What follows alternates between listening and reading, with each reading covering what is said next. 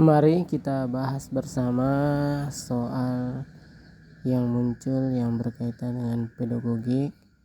Semoga bisa menjadi referensi ya. Soal nomor 1. Para siswa berasal dari berbagai latar belakang yang berbeda, mencakup budaya, nilai-nilai, tingkat ekonomi maupun tingkat penghasilan orang tua. Terhadap berbagai perbedaan itu, sikap guru sebaiknya adalah A. Mengelompokkan siswa sesuai dengan kondisi serta latar belakang yang sama. B. Menampilkan siswa yang wajar terhadap perbedaan-perbedaan pemikiran dan perilaku anak didiknya.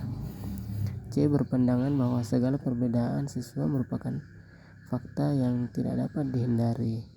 D. Mengurangi perbedaan-perbedaan itu dan mengutamakan keseragaman.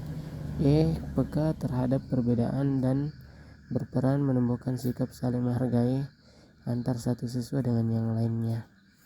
Kalau kita lihat dari jawaban ini, ada dua jawaban yang paling mendekati yang benar, antara D dan E.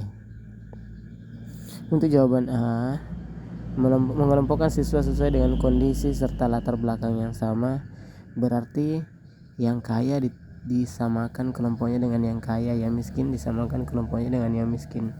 Bisa jadi terjadi pembulian di antara mereka. Menampilkan sikap yang wajar terhadap perbedaan-perbedaan pemikiran dan perilaku anak didiknya, berarti kalau membuli wajar, maksudnya seperti itu, tidak boleh, berarti salah. Berpandangan bahwa segala perbedaan siswa merupakan fakta yang tidak dapat dihindari. Memang fakta, tetapi kita bisa memberikan pandangan bahwa tidak kita ini sama ya sebagai manusia, cuma diberikan sedikit kelebihan atau kekurangan. Untuk D, mengurangi perbedaan-perbedaan itu dan mengutamakan keseragaman.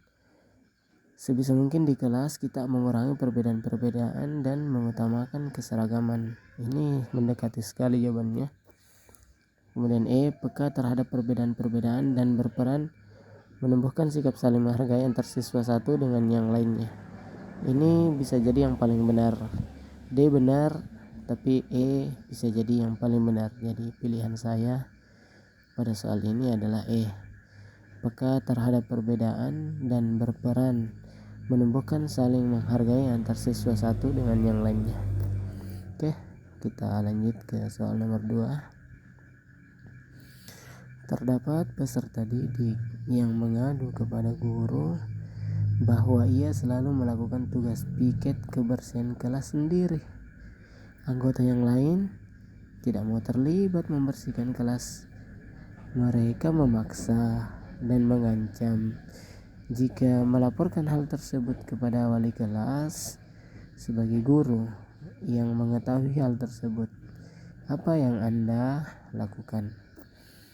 A. Memberi hukuman kepada seluruh anggota piket kebersihan karena tidak dapat membangun kerjasama yang baik dalam tugas yang menjadi tanggung jawabnya. Guru melakukan evaluasi keterlibatan siswa terkait kegiatan piket kebersihan kelas serta menyampaikan hasilnya agar menjadi perhatian seluruh siswa untuk terlibat dalam tanggung jawab tersebut.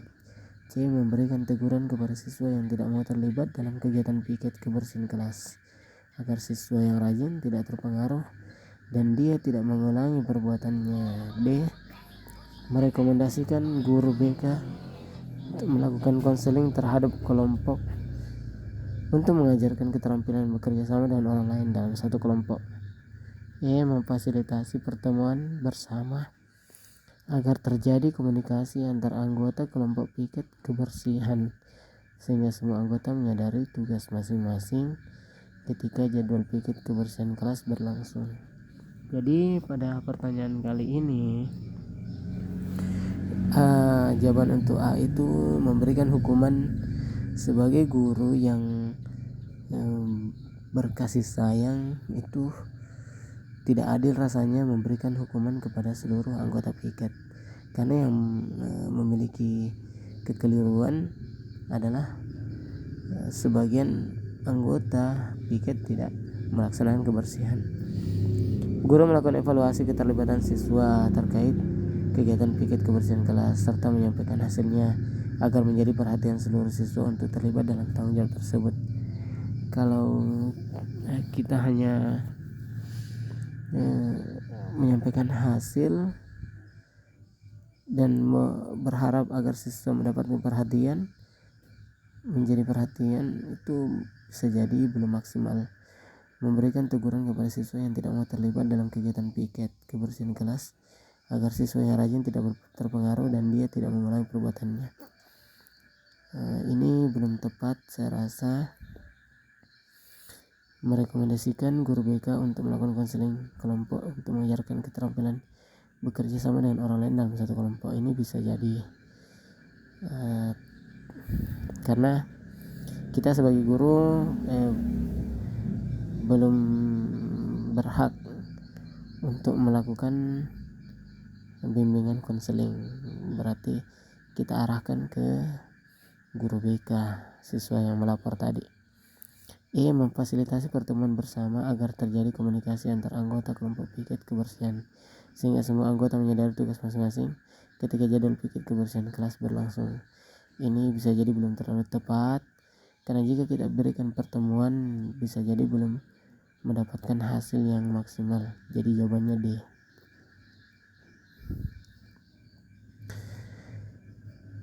Soal selanjutnya, Anda memiliki tetangga yang anaknya tidak didaftarkan ke sekolah meskipun sudah memasuki usia sekolah karena anak tersebut adalah anak berkebutuhan khusus. Sebagai tetangga yang berprofesi sebagai guru, apa yang Anda lakukan? Kalau di sini saya memilih jawaban A. Menjelaskan kepada orang tua bahwa anak berkebutuhan khusus juga memiliki hak untuk sekolah dan ada banyak sekolah yang mau menerima anak berkebutuhan khusus sebagai siswanya. Jadi untuk peraturan sekarang semua sekolah boleh menerima anak yang berkebutuhan khusus jika sekolah luar biasa belum ada di daerahnya. B. Menyarankan kepada orang tua agar menyekolahkan anaknya di sekolah luar biasa agar tidak melanggar hak asasi manusia. Kalau sekolah luar biasanya tidak ada daerahnya, bagaimana? Atau dikirim ke tempat yang jauh? Kan ini anak berkebutuhan khusus. Jadi kadang mungkin dirinya saja tidak bisa dijaga. Meminta aparat desa untuk mendatangi orang tua tersebut agar mau menyekolahkan anaknya yang menyandang anak berkebutuhan khusus. Ini juga kurang tepat. Meminta guru SB dan guru pendamping khusus untuk mendatangi dan meyakinkan orang tua tersebut agar mau menyekolahkan anaknya. Ini juga bisa jadi meminta guru SLB atau guru pendamping khusus untuk mendatangi dan meyakinkan orang. Tapi kalau tidak ada sekolah SLB bagaimana? Meminta aparat dinas pendidikan untuk mendatangi orang tua tersebut agar mau menyekolahkan anaknya yang menyandang ABK. Antara A dan C, tapi kalau saya memilih A. Selanjutnya, seorang guru mendapati beberapa siswa yang belum mengumpulkan tugas pada tenggang waktu yang telah diberikan dikarenakan tugas yang menumpuk dari mata pelajaran lain. Jika seandainya Anda sebagai guru, apa yang Anda lakukan? Memberikan fasilitas untuk berdiskusi dan mengajarkan kepada siswa tentang bagaimana cara mengatur waktu dengan baik serta bertanggung jawab pada tugas diberikan. Nah, ini sebenarnya jawabannya A ya, kalau menurut saya, karena kita berdiskusi dengan siswa, kemudian kita berikan panduan bagaimana supaya mengerjakan tugas agar tidak kelabakan dalam mengerjakan tugas, agar tidak molor waktunya untuk mengerjakan tugas. Mendorong siswa untuk segera menyelesaikan tugas secara maksimal dengan menyampaikan perkembangan siswa yang sudah dan belum mengumpulkan tugas. Ini juga terkesan memaksa Memberikan toleransi tambahan waktu agar siswa yang belum mengumpulkan tugas dapat menyelesaikan tugasnya. Ini juga tidak boleh karena siswa akan tidak bertanggung jawab dalam mengerjakan tugas.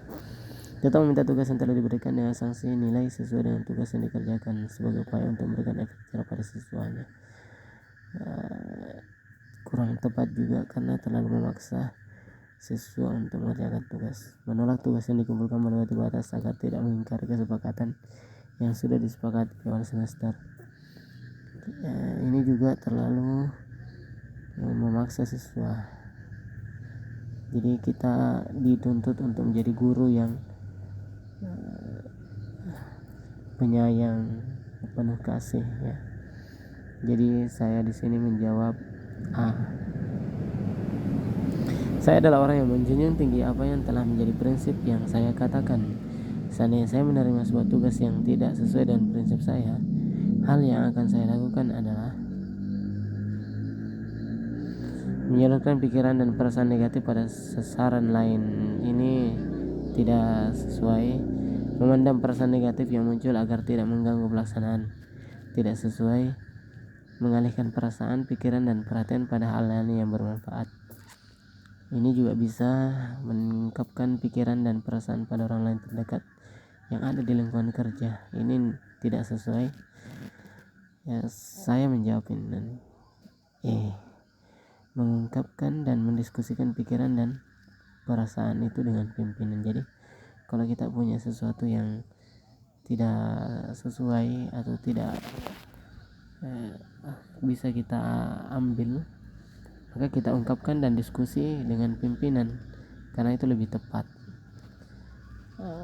Itu saja dulu untuk soal-soal ini. Semoga ada manfaatnya. Saya mohon bantuan subscribe dan share materi ini jika suka dengan konten saya. Terima kasih.